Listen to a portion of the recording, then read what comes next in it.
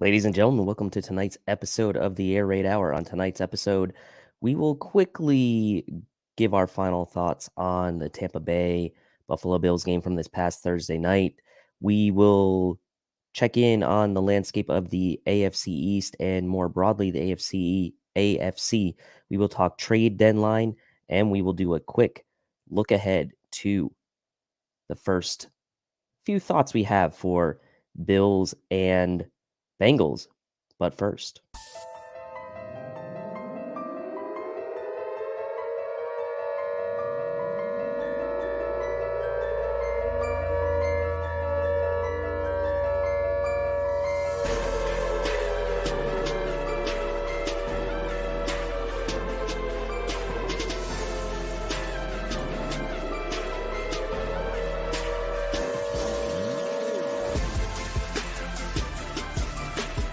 Welcome to the Air Raid Hour, a Cover One Network podcast. Here are your hosts, Judge Mathis and Tilt Money.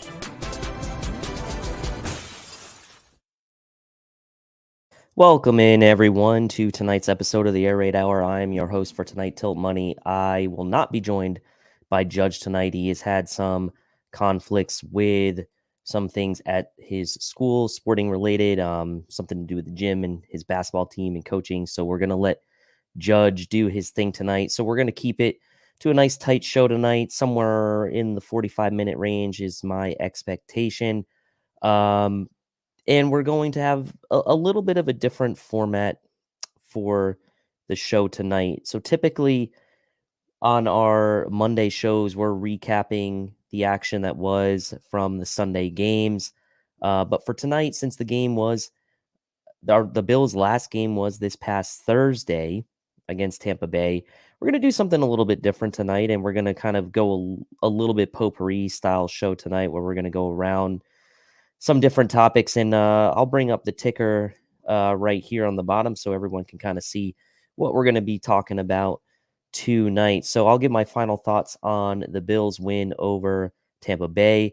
We'll talk about the AFC East landscape and really more broadly the AFC landscape in general and where we kind of sit and looking at things now that we're about to the midpoint of the season. We'll talk a little trade deadline. Obviously, for those of you who follow Cover One, you've seen Greg Tomset put out his trade deadline extravaganza show, which I'll touch on a few things from that. But really, if you want to go deep into trade deadline possibilities, with the trade deadline looming tomorrow, as you can see on the screen at 4:00 Eastern, Greg's show will be a great show to kind of go in and get all the details on that. We'll take a look ahead at the Bills' second half of the season schedule, opponents, sort of what lies ahead for the Bills in the second half of the schedule. And then we'll take a quick early look at the Sunday night matchup between the Bills and the Cincinnati Bengals in Cincinnati. Obviously, the first time these two teams will be meeting since the Bills' playoff loss to the Bengals last season. So we'll start off the show. I won't spend a ton of time on this, but I do want to give a few quick final thoughts on Bills Bucs, since Judge and I didn't really have a chance to do that yet. Look, at the end of the day, there are a few things that kind of stood out to me in this game. From the onset, the Bills offense certainly seemed more deliberate, more, I guess, focused. I don't know if that's the right word, more in rhythm. It definitely seemed like the Bills had more of a specific game plan coming out and kind of making sure that the ball was being distributed from Josh Allen to a number of different wide receivers. We saw very early in the game Khalil Shakir getting involved. We saw very early in the game Gabe Davis getting involved. Obviously, Stephon Diggs still led the way with 12 targets, but Gabe Davis with those 12 targets as well for himself, holding his own. So one of the takeaways I had, really one of the biggest takeaways I had from that game, was the distribution of the football, right, to other targets besides Stephon Diggs. So that was one thing. I did love Gabe Davis's involvement in the game plan. We've been kind of waiting a little bit for that really big game from Gabe Davis, and he's had his moments in low volume so far this year, but obviously coming through with those 9 catches for 87 yards and the touchdown. And not just that, really, Gabe Davis throughout the night making really the extra effort I felt throughout the night in fighting for yards after the catch, really going up and competing for the balls. We saw in that first drive in that really drop in the bucket throw that Josh made to him, competing for that ball, and really really impressed with just the overall effort level from Gabe Davis during that game. So really an A+ game for him. And then of course, one of the bigger storylines coming out of this game was, I guess, you could say the coming out party really for Dalton Kincaid, although a week prior, he had the big game against the Patriots as far as catches and yardage, but this game against the Bucs, he gets his first touchdown, and really over the past 2 games, 13 catches on 15 targets for 140 yards and getting his first touchdown. You can see that the Bills are maybe starting to really make some progress in getting him involved more. Obviously, Dawson Knox being on the IR makes things a little bit easier in that regard. They're not competing within the same position group for targets and for catches. So, look, maybe the Bills have figured something out now, and they've had now this mini bye week to kind of try to get going and figure out what they can do against the Bengals, and we'll talk about that a little bit later. James Cook on the ground, 14 carries for 67 yards, a healthy 4.8 yards per carry.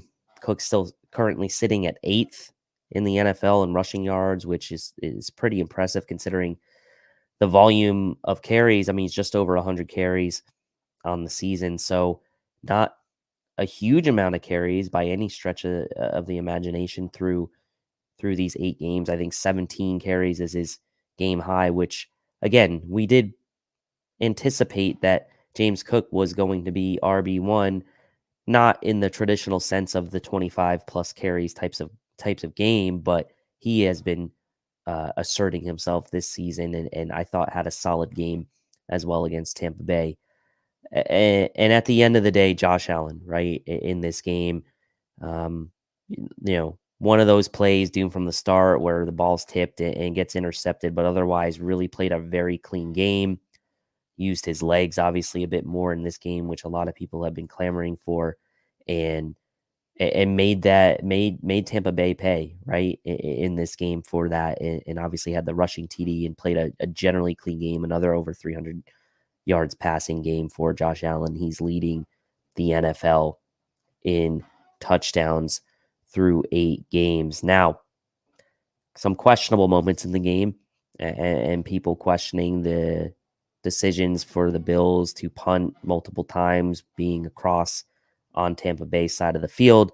Look, the way that Sam Martin had been punting and the Bills defense had been playing, and I really can't fault McDermott a ton there for punting on those situations. Things did get a little dicey there at the end when Tampa Bay went on that long touchdown drive and got, again, another weird tip ball for that 2-point conversion. But I will say, if you go back and look at that drive that Tampa Bay scored the touchdown, they had 2 4th down conversions from penalty. And so there was a Taron Johnson illegal contact on a 4th down, automatic first down.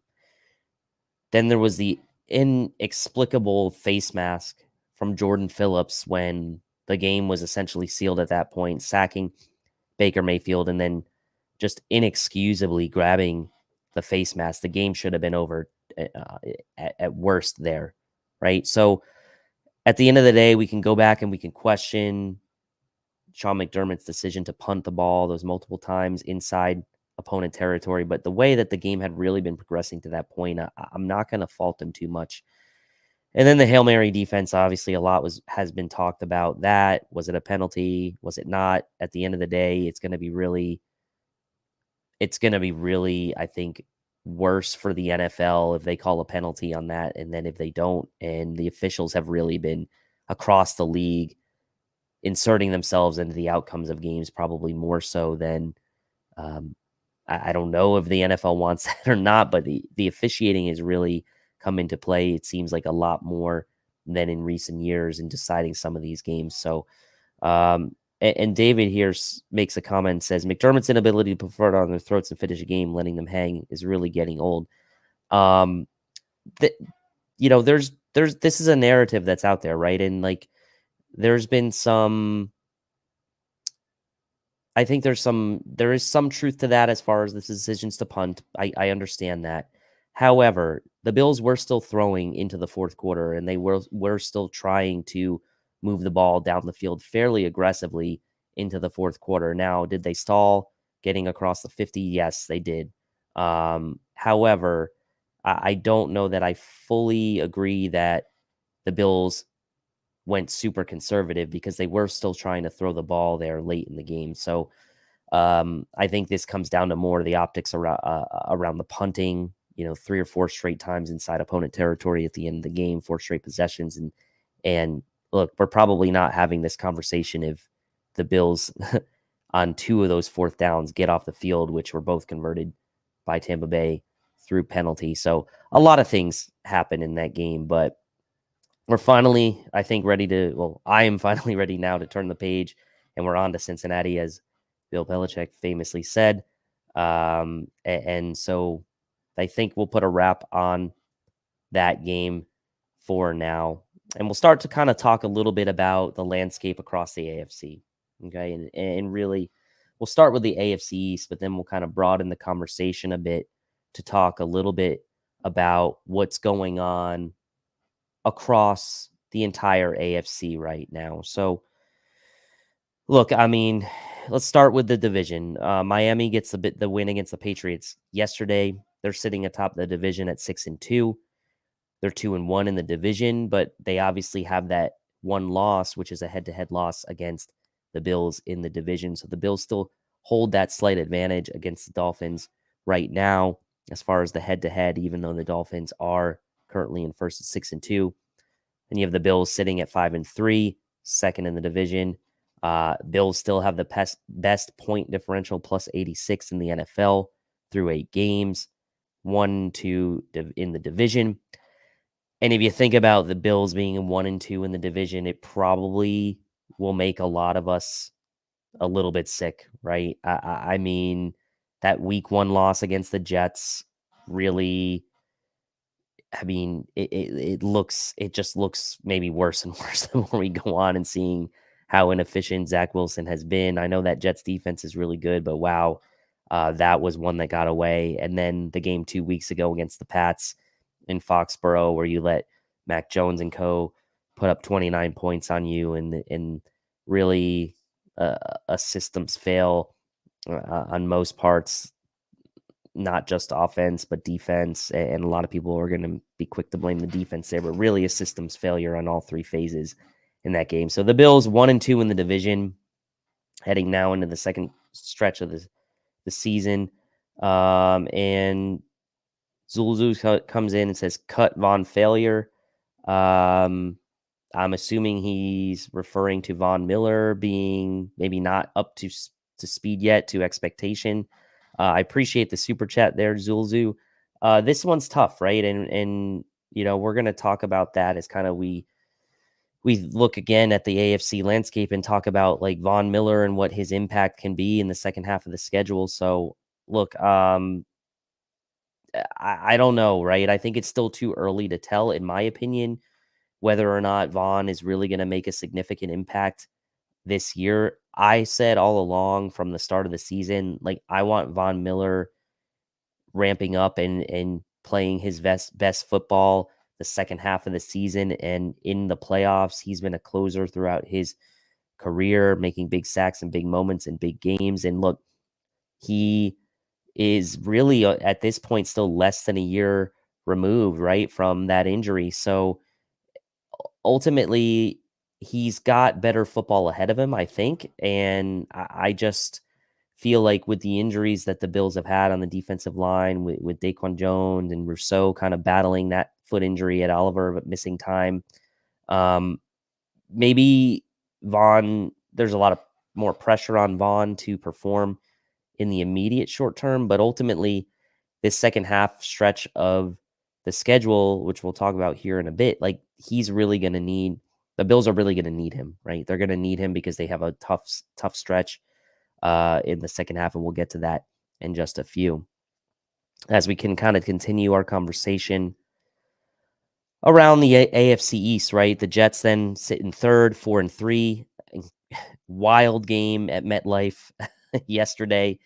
Graham Gano missing a short field goal that would have sealed the game. The Jets somehow find a way. I mean, Zach Wilson, to his credit, did make a couple big throws when he needed to, and the Jets somehow get out of that game with a win, and they're sitting at 4-3 right now. A couple nice wins in a row for the Jets, right? They beat the Eagles heading into their bye week. They have a bye week, and then get this win against the Giants. I mean, on that note, how bad have the Giants been? Really, wow. I'll take a quick second here to talk about Brian Daboll and the Giants, and I don't want to like pile on too badly, but like this to me shows how, I don't know how others feel, and you guys let me know in the comment section. It really kind of shows me how, I guess, little we should worry or stress about like Coach of the Year awards. It's really kind of, to me, like a very fluky type of award, right? Brian Daboll wins Coach of the Year last year. The Giants make the playoffs because there were no real expectations on them, right? And the Giants make the playoffs. They had the second easiest schedule in the league last year. They had Saquon Barkley. They had Daniel Jones, only threw 4 or 5 interceptions the entire season. And they make the playoffs, and Brian Daboll wins Coach of the Year. It's wild to me how consistency in coaching and consistent excellence in coaching is not really rewarded in that particular award. It's typically awarded to someone who has a team that exceeds expectations from what that team was supposed to be before the season starts. You saw it with Kevin Stefanski 2 years ago, or 3 years ago, I should say. You saw it with Mike Vrabel 2 years ago, with the Titans were the 1 seed. And it's just one of those things where you look back and you say, Kevin Stefanski has won a Coach of the Year award. Brian Daboll has won a Coach of the Year award. And guys like Sean McDermott have not won Coach of the Year awards. It's just a weird award sometimes. And, I'm talking about that because of the Giants and how they played yesterday. If people want to complain about Sean McDermott and his in-game decisions sometimes, or his timeout usages, I mean, there are a lot of questionable coaching decisions made around the league every week. So I just urge people to kind of, reflect a bit and take a look around the league and see what kind of weird and odd decisions are happening from the head coaches across the league. Yes, Giants had -9 yards passing, and I think they had -1 yard or something like that from wide receivers. It was absolutely wild. And Fluffy Panda says strength of schedule should be a factor in Coach of the Year. And I think there's some merit to that, right? I think that a team that has a decent record but has like a really easy schedule. I mean, the Giants were 9-7 last year and had the second easiest schedule. Yeah, I don't know. It's an interesting conversation, right? And then to round out the AFC, so you've got the Pats, who realistically are all but dead at 2-5. You just question how the Bills lost to this team. Mac Jones looked like he was completely lost against the Dolphins yesterday, throwing a couple bad interceptions. It looks like the Pats have also lost Kendrick Bourne, who has been their best receiver for the year with a torn ACL, which is unfortunate. Now, I like Kendrick Bourne. I think he's a good receiver, but that team really is in disarray, and it looks like they're pretty much going to be dead for 2023. So the division, it's shaping up in a very interesting way, right? As we then take a look sort of across the rest of the AFC, right? We talk about the Dolphins sitting there at 6-2 atop the AFC. You've got 4 teams in the AFC now at 6-2 after the Broncos shocked and won against the Chiefs yesterday. And people are going to talk about Mahomes being sick, whatever. Like, the fact of the matter is the Broncos 2 weeks ago played the Chiefs pretty tough, in that, 19-8 loss they had a couple weeks back and played the Chiefs pretty tough in that game, get their revenge in this game and get the win. Yes, and they lost Devontae Parker. Yeah, I believe so as well, Walter. And so the Chiefs lose to the Broncos, and they drop to 6-2.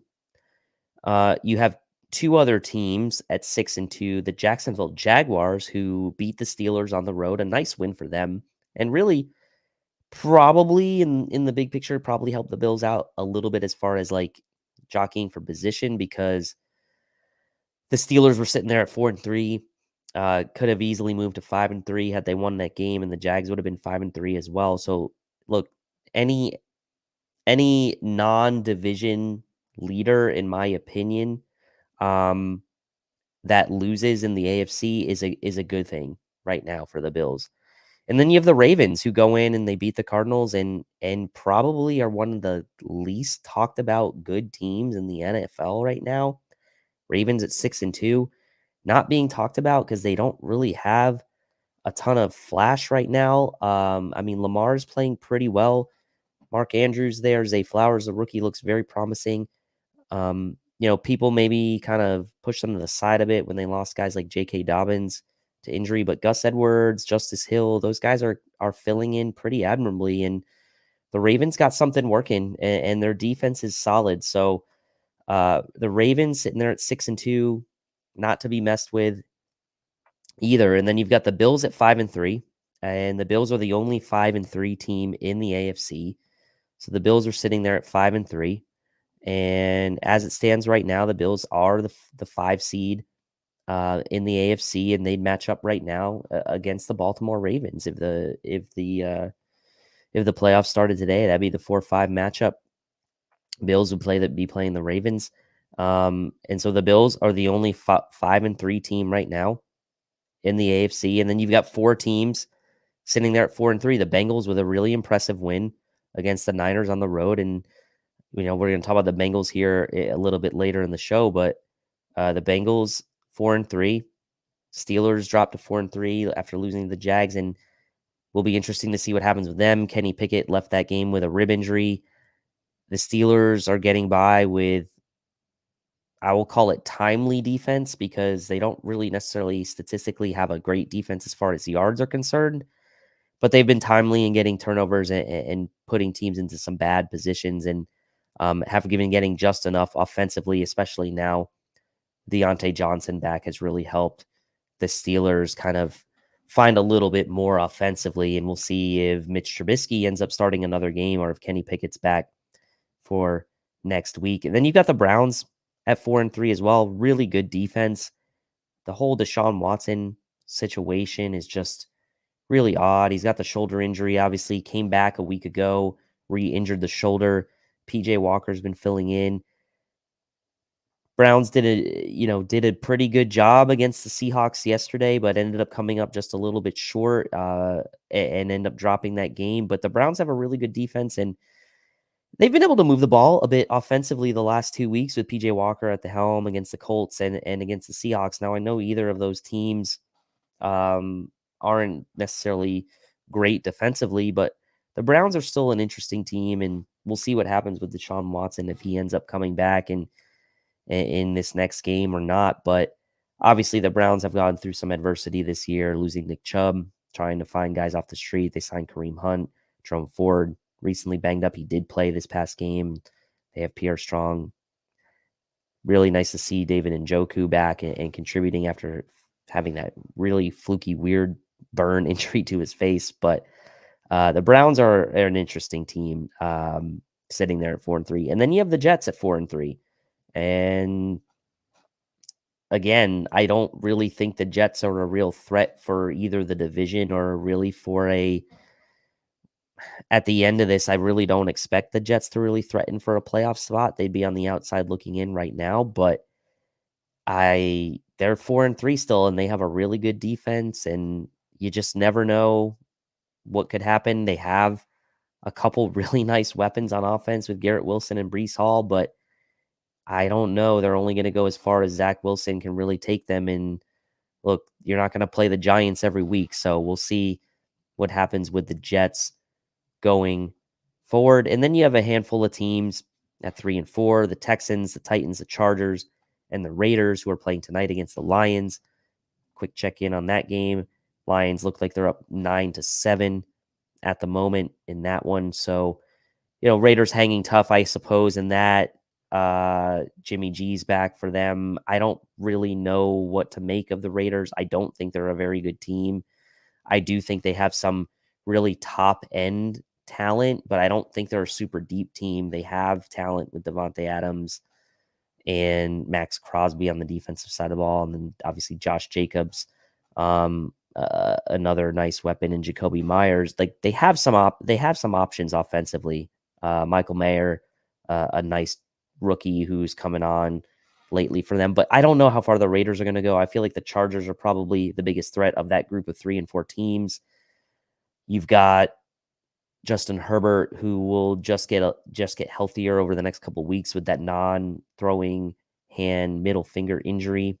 Obviously, the Chargers are getting guys like Austin Eckler back and healthy, even though they have lost Mike Williams for the year.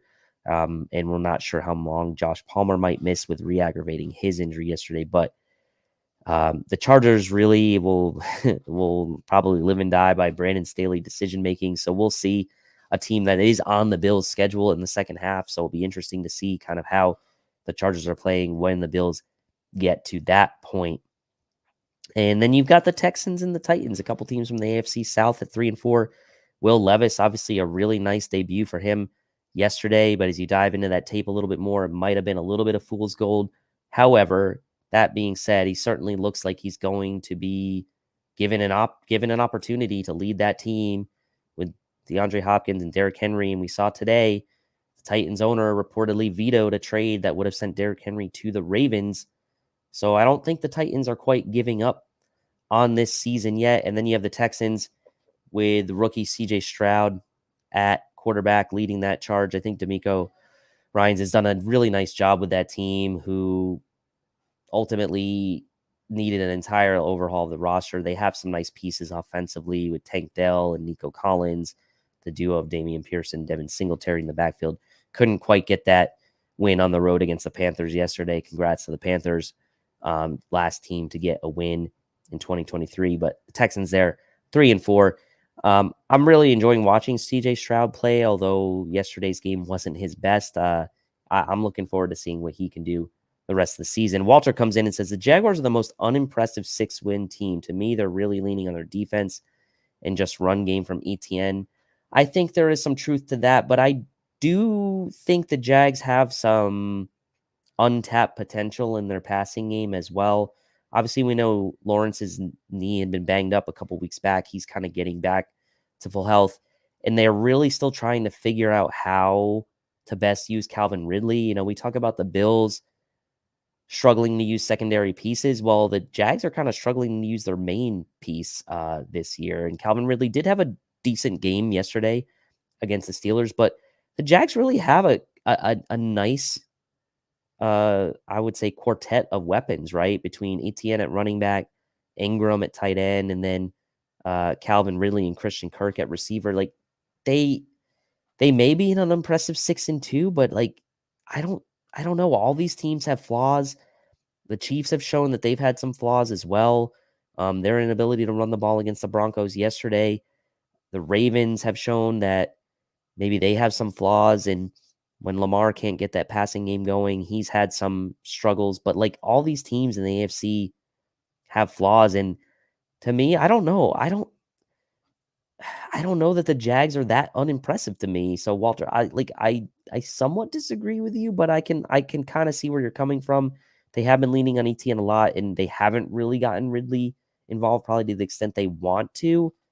But that's why I think there's still some untapped potential for the Jags. And Fluffy Panda comes in and says, so much drama with Watson, I know, and that Browns team. It's just, he was my fantasy quarterback to start the season. I ultimately dropped him. I just didn't want to deal with is he going to play? Is he not going to play? Not to mention all the nonsense that's going around with him. It just didn't want to deal with it anymore. So I dropped him from my fantasy team, and I don't know what the Browns are going to do, because obviously financially they have a ton of money tied up in him, the $230 million fully guaranteed is just wild. And so I don't know what the Browns are going to do. I think at this point, given that he re-injured that shoulder against the Colts a couple weeks ago, they may just say, look, we're just going to wait until he's fully healthy. And if that means like he's not going to play for several games this season or maybe for the rest of the season, and I'm not saying that's going to be the case, but you could maybe see the Browns doing something like that. They probably won't do that while they're still in the playoff mix. But if you see the Browns kind of slide, maybe let's say Watson doesn't play the next few games, and you see the Browns slide a bit in the standings, like I could see them shutting him down for the year. So, and Spin says Browns are stuck with Watson for 3 seasons after this. LOL. Yeah, and it's a shame because they're really maybe wasting such a good defense this year, but the facts are that they are stuck with him for the next 3 years. So let's segue into our trade deadline talk. Obviously, the trade deadline is tomorrow, 4 p.m. A lot of speculation around what the Bills might or might not do. We'll say this. I'm not going to spend a huge amount of time on the trade deadline for a couple of reasons. Number one, I don't know that there are a lot of moves to be had. And I also don't know that there are a litany of positions that the Bills really would be interested in. But we're going to talk about it anyway for just a little bit. And secondly, Greg Tomset, as I mentioned at the beginning of the show, has put out a trade deadline extravaganza YouTube show that goes into all the ins and outs of possible targets for the Bills, possible teams that are selling at the deadline, and also financially players that would potentially make sense for the Bills and could fit theoretically into a cap situation where the Bills might be able to move some things around. But in the meantime, why don't we just hear from Greg and Aaron as they talk about Cover One and Cover One Pass? Many people ask us the best way to support us here at Cover One, and that is to sign up to become a Cover One Pass member. That contribution helps give us the access to all the data and information we use to create the content that you love. And I think most importantly, brings you into our community of insiders. It's a great community based on Slack. I know a lot of people don't want to be on social media anymore or be in on those conversations. We bring all of it to you right in our great community of educated fans. And most importantly, you get access to our content creators. Even better than that, everybody loves merch. You get awesome t-shirts, a cool decal, and a letter from the Cover One team signed directly to you. All for $60. That gets you the entire season, next year's free agency and draft. $60. Click the link in the description. Cover One Insider. Become one today. So as we get into our trade deadline talk, thank you, Greg and Aaron. Obviously, we'll kind of start maybe by kind of lumping this news in with the trade deadline talk, and that's that the Bills have reportedly signed playoff Leonard Fournette to their practice squad. And I'm seeing a lot of sort of odd discourse for this signing on social media. Look, I mean, you just have to take this signing for what it is, right? Damian Harris is on the IR. Playoff Lenny is going to get signed to the practice squad and probably ramp up, get into game shape over the next couple of weeks. And like, I know Bills fans at the trade deadline largely are wondering like, well, why would you make this type of move? At the end of the day, Leonard Fournette was a free agent, right? And the Bills had the option to just go out and sign him. Obviously, there was the report a week or so ago that he had been meeting with them. And I think the Bills are really just doing their diligence. And Spin says Fournette signing is a moot, pointless pickup. And I don't know that it's moot or pointless, but I just don't think like we need to read into this being like the quote big move that Brandon Beane is going to make at the trade deadline, right? Like this move is, I think, totally independent of any possible trade that Brandon Beane would be interested in making. This is just a move to potentially guard yourself against Damian Harris potentially being out longer than anticipated come the second stretch run of this season where the schedule gets tougher and you're really maybe trying to make sure guys like James Cook and Latavius Murray have, are fresh. Like it's not a bad signing, right? I mean, it's like, just take it for what it's worth. It's just, he's a third running back, and it's not supposed to be anything that replaces or supersedes any possible trade move. It's just a signing, right? I mean, and look, the Bills, I don't see this to be anything more than that. Playoff Lenny has, like I said, playoff experience. He's been in the Super Bowl. He can catch balls out of the backfield. He's good in pass protection. He can, like, he's a do-it-all type of running back. And so I don't really have an issue with the signing. So, and as Fluffy Panda says, it's not mood. It's a third running back. We need in case of more injuries. Yeah, I mean, that's what it is. And as Crew Fishing says, he's a free agent, not a trade. Exactly.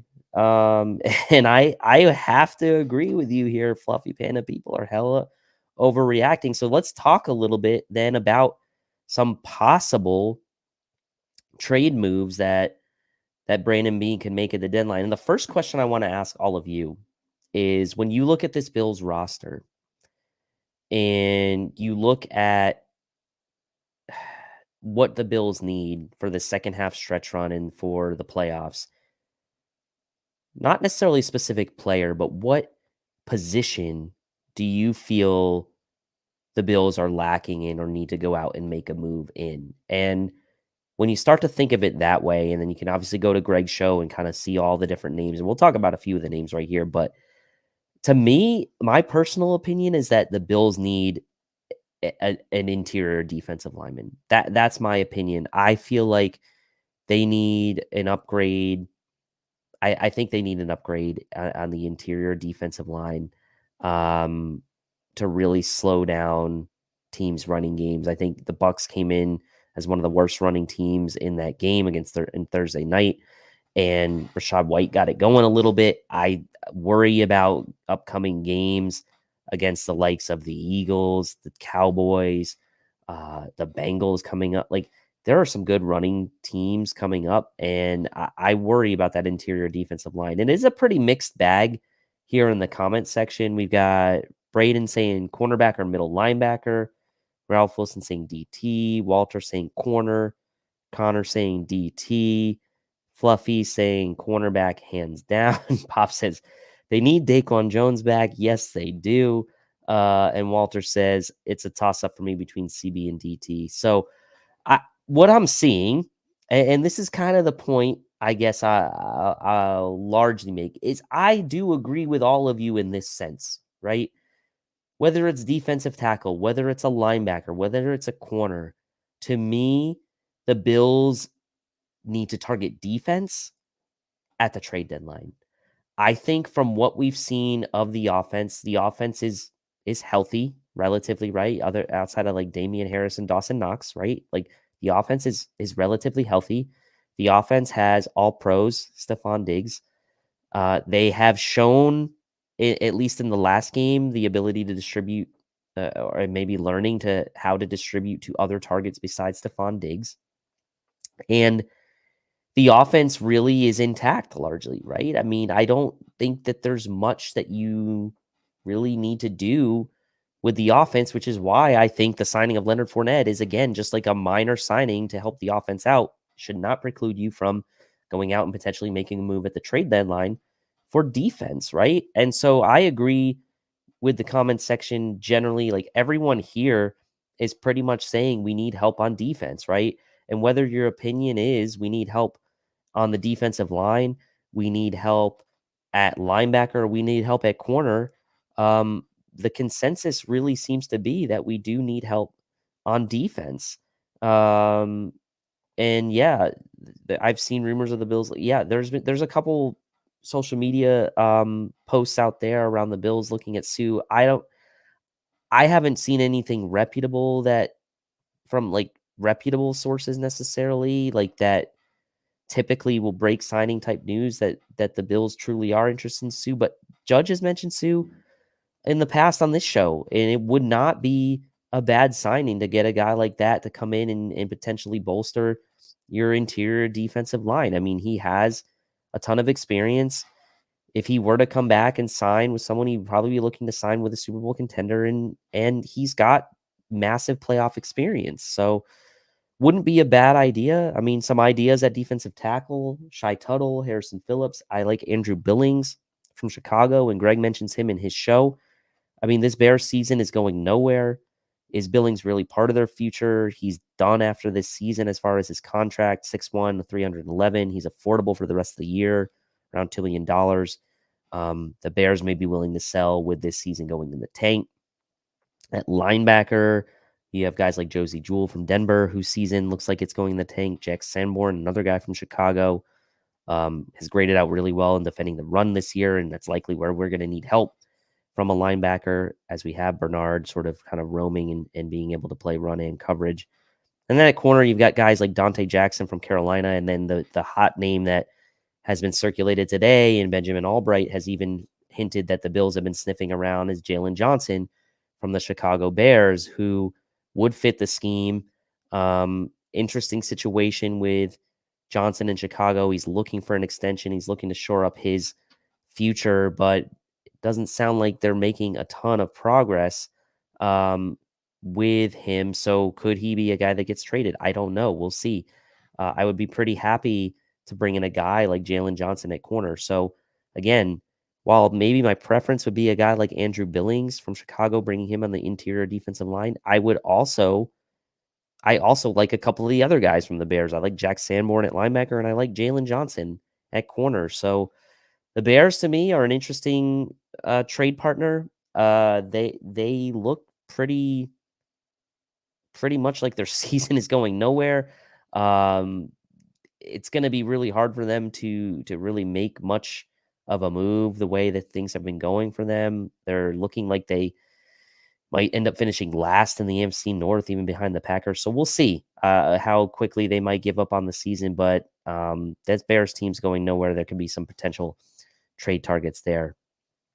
So like I said, if you want more info on trade deadline targets, teams willing to sell, players that could be of interest, head on over to Greg's show, his trade deadline extravaganza, and get all the more details on that. And Walter says, why not both? Yeah, why not both? Why not both? And so check that out. Obviously, trade deadline tomorrow. So anything that happens will likely be happening within the next, 16 to 20 hours. So we'll see what happens there. All right, moving on to really kind of the second half of the schedule and an early look at Buffalo, Cincinnati. Look, guys, I'm not gonna put my homer goggles on for this segment. Like, the second half of the schedule looks tough, right? The Bills are 5-3. I think their saving grace is that if they can figure things out offensively, this may be a team that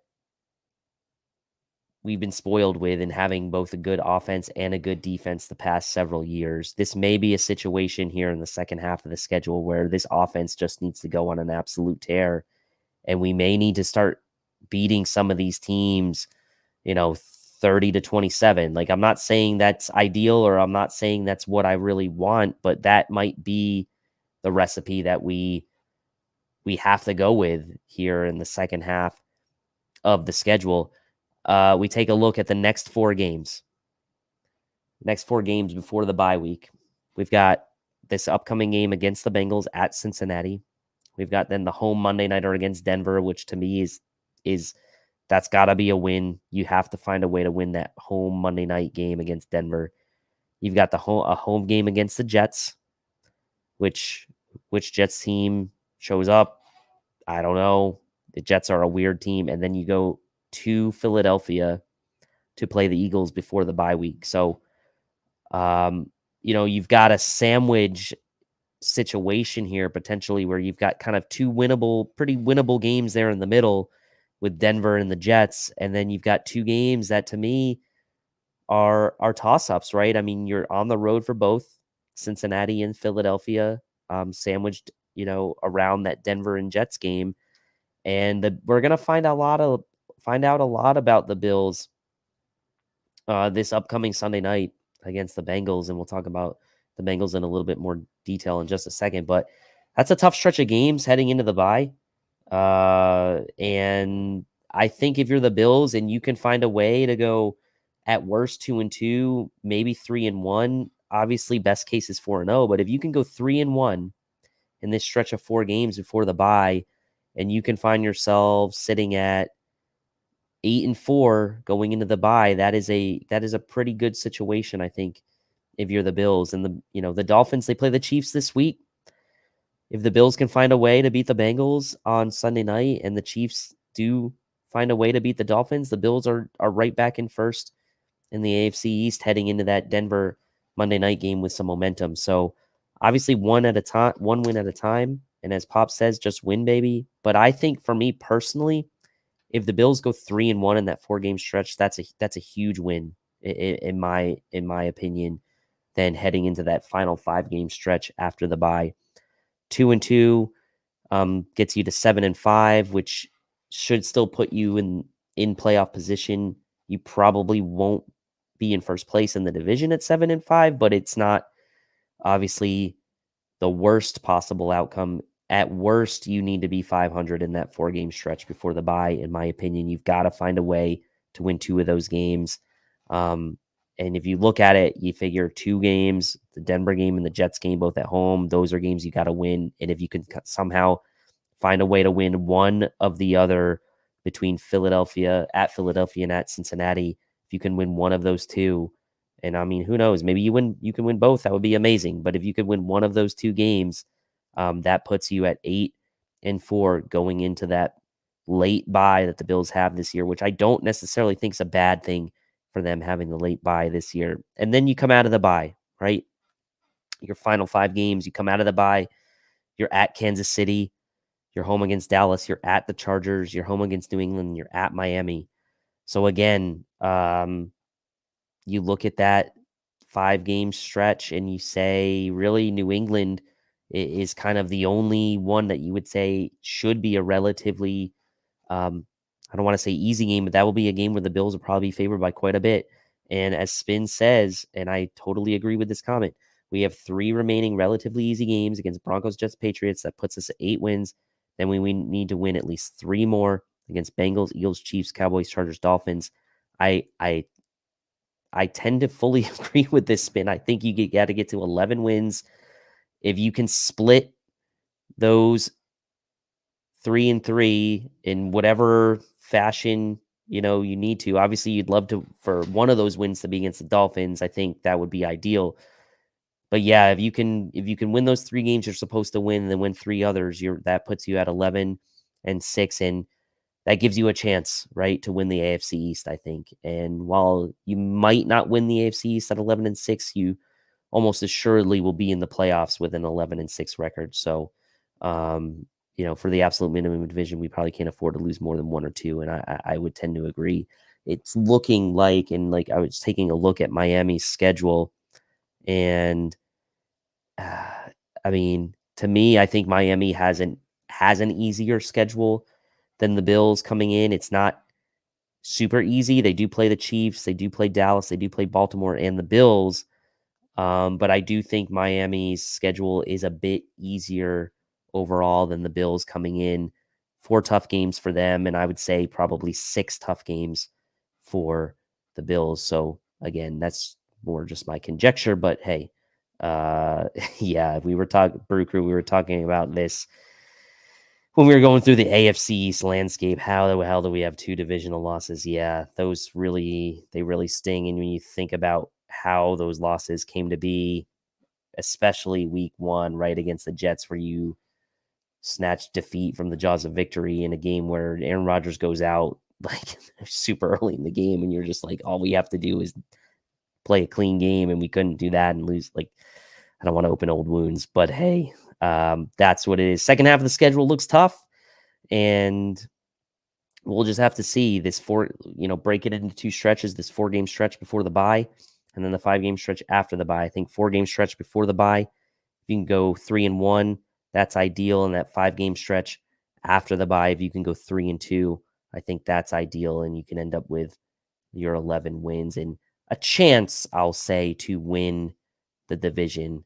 And if you can sneak another win or so in there and get to 12, then you might have a really good chance to win the division. All righty, last topic of the night. We'll take an early look at the Buffalo-Cincinnati Sunday Night Football matchup. And this is an interesting one, right? Because obviously there's a history now in a condensed period of time between the Bills and the Bengals.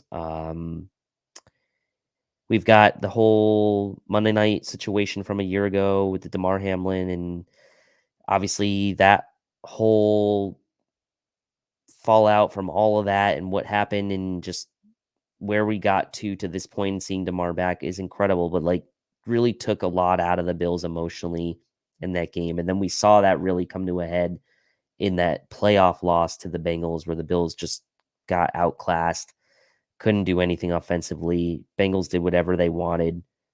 Bengals did whatever they wanted offensively. The Bills clearly missing Daquan Jones in that game as well. And now here we are in 2023. The Bengals starting out slow this season. However, they are coming off a big road win against the Niners. They've won 3 in a row, and they've won 4 of their last 5. So they are getting momentum. Joe Burrow is getting healthier. That calf is getting healthier, should be close to or at 100% now. And he's looking better and better each week. Jamar Chase has 60 catches already on the season. Statistically over the course of the season, the Bengals offense doesn't look good, but they had a really slow start in the last 3 games. They've really kind of done a lot better job going back to that game against the Cardinals. And then obviously this past week against the 2 weeks ago against the Cardinals, last week beating Seattle, and then this week beating the Niners. I mean, they've got some momentum. And guys like T. Higgins, who only has 19 catches on the season, had hampered by injuries, he's a matchup problem, I think, for the Bills. And, guy like Dane Jackson's probably going to have his hands full. Christian Benford is going to have his hands full with Jamar Chase. I don't think the Bills match up very well against the Bengals defensively. And so it'll be interesting to see how the Bills fare, especially this game being on the road.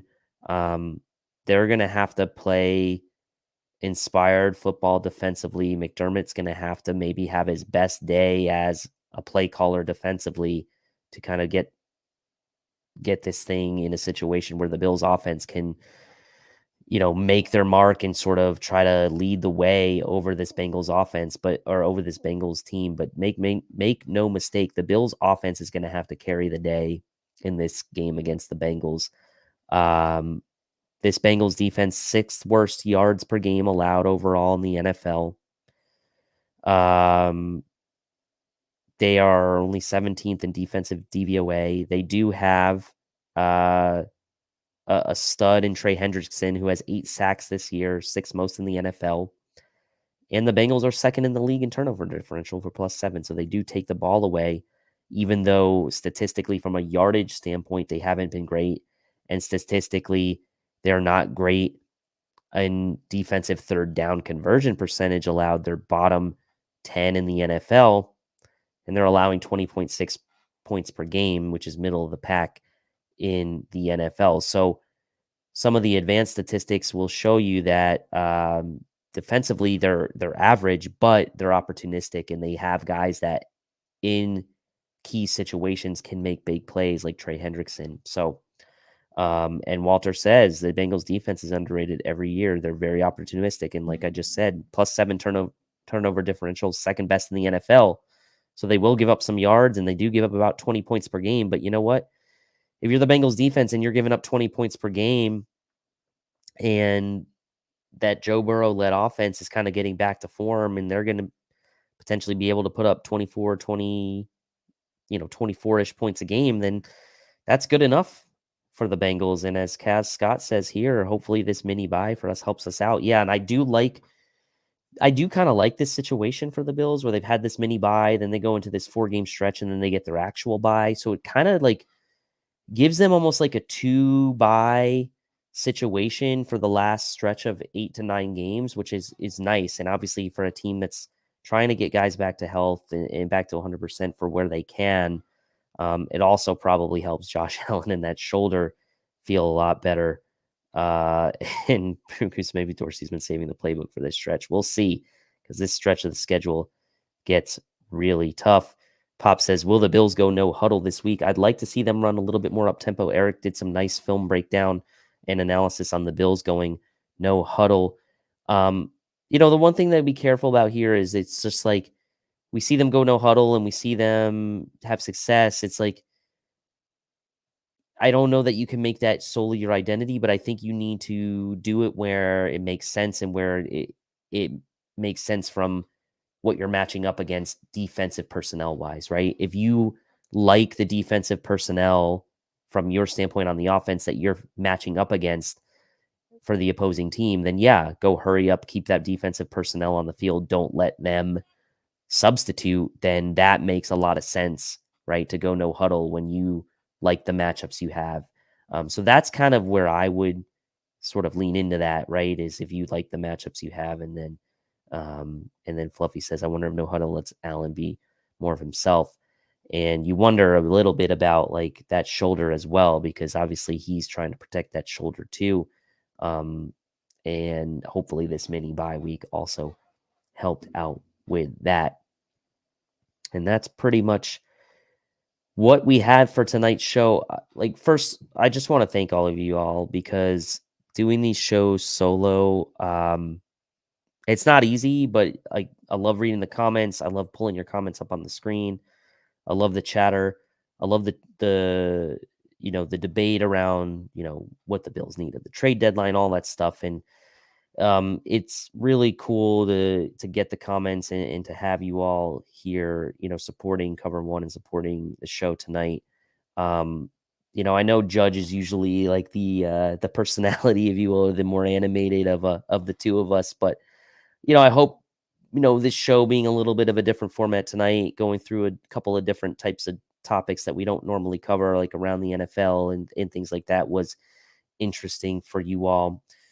Judge and I will be back for the Bengals pregame. TBD on what time we're going to do the pregame, given that the game is Sunday night. We may do like our normal, like 11:45 noon pregame right before leading into the 1 p.m. games, just so that people will have a chance to kind of catch the pregame at any time that they want between the 1 o'clock games and game time on Sunday night. Give people a chance to watch the replays and things like that. That's still to be determined. We will see. But we will be doing a pregame on Sunday at some point, and time to be determined. So thank you all for tuning in.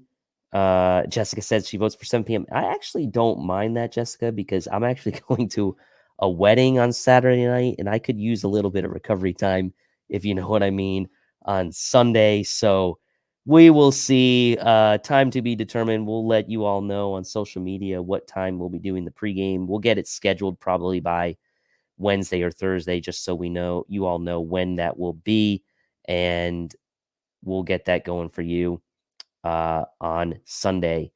So right at just an hour now. I appreciate you all tuning in, and as we always end the show, until next time, go Bills. Thank you for watching tonight's episode of the Air Raid Hour. Make sure to hit that like button on the way out. If you are catching the show on demand, leave a reply in the comments section and we will respond over the course of the week.